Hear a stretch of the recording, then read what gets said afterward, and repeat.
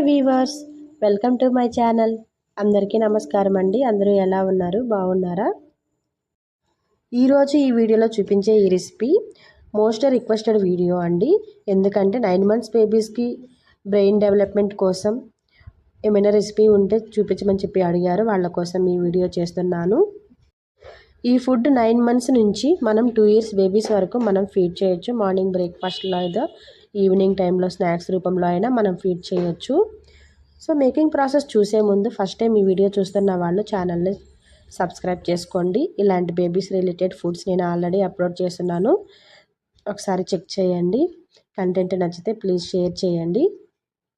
ఈ video last వరకు చూసారంటే నేను లాస్ట్లో ఒక ఇంగ్రీడియంట్ యాడ్ చేశాను. సో అది యాడ్ చేస్తేనే ఈ ఫుడ్ అనేది టేస్టీగా ఉంటుంది. సో దీనికోసం నేను మూంగ్ తీసుకున్నాను. పెసరపప్పు 3 స్పూన్లు ఇలా తీసుకొని మనం డ్రై రోస్ట్ చేసుకోవాలి. బ్రౌన్ కలర్ వచ్చేంత వరకు, క్రిస్పీగా వచ్చేంత వరకు, మంచి అరోమా స్మెల్ వస్తుంది. ఆ టైం వరకు మనం లో ఫ్లేమ్లో పెట్టుకొని ఫ్లేమ్ అనేది మనం రోస్ట్ చేసుకోవాలి. ఇవి పక్కన పెట్టుకొని తర్వాత లైన్ డేట్స్ తీసుకున్నాను. ఇవి పైన తొక్కంతా తీసేసి లోపల సీడ్స్ అన్నీ తీసేసి ఒక 20 minutes మనం వాష్ చేసి సోక్ చేసి పెట్టుకోవాలి.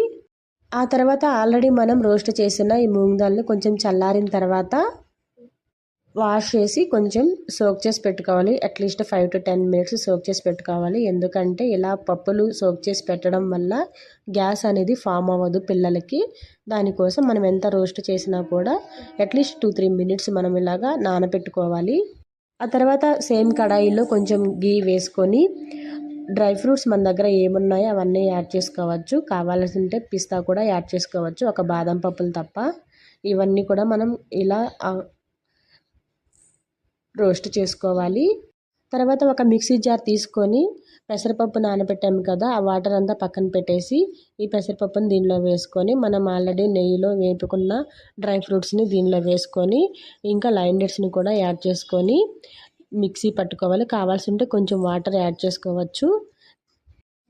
స్మూత్ పేస్ట్ లాగా మనం చేసుకోవాలి. కొంచెం లిక్విడ్గానే చేసుకున్నా మంచిదేను, ఎందుకంటే మరీ టైట్గా ఉంటే ఉండలు కడుతుంది మళ్ళీ మనం ఉడికించేటప్పుడు. అందుకోసం లిక్విడ్గా చేసుకోండి. వాటర్ కావాల్సి ఉంటే మనం ఆల్రెడీ మూంగ్ దాల్ నానబెట్టాం కదా, ఆ వాటర్ అయినా మనం యాడ్ చేసుకోవచ్చు, లేకుంటే నార్మల్ వాటర్ అయినా యాడ్ చేసుకోవచ్చు. తర్వాత సేమ్ కడాయిలో ఇంకొంచెం నెయ్యి వేసుకొని ఇది కొంచెం బాగా హీట్ అయిన తర్వాత మనం ఆల్రెడీ మిక్స్ చేసి పెట్టుకున్నాం కదా ఈ పేస్ట్ దీనిలో తీసుకొని ఉండలు అంటకుండా కొంచెం కలబెడుతూ, ఇది కావాలంటే కొంచెం వాటర్ యాడ్ చేసుకోవచ్చు. చెప్పాను కదా కొంచెం లిక్విడ్గా ఉంటే మంచిదేను.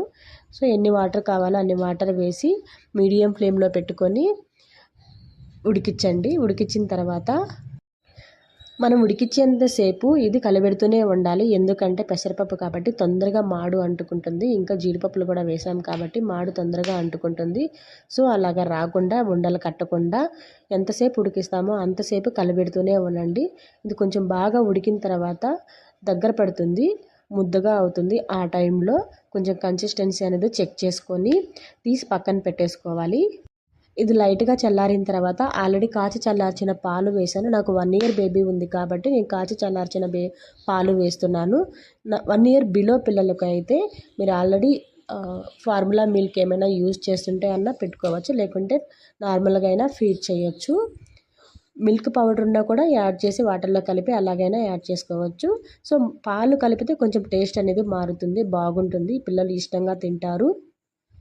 వీడియో నచ్చితే లైక్ చేయండి. ఫస్ట్ టైం వీడియో చూస్తున్న వాళ్ళు ఛానల్ సబ్స్క్రైబ్ చేసుకోండి. Thank you so much watching my video. Bye.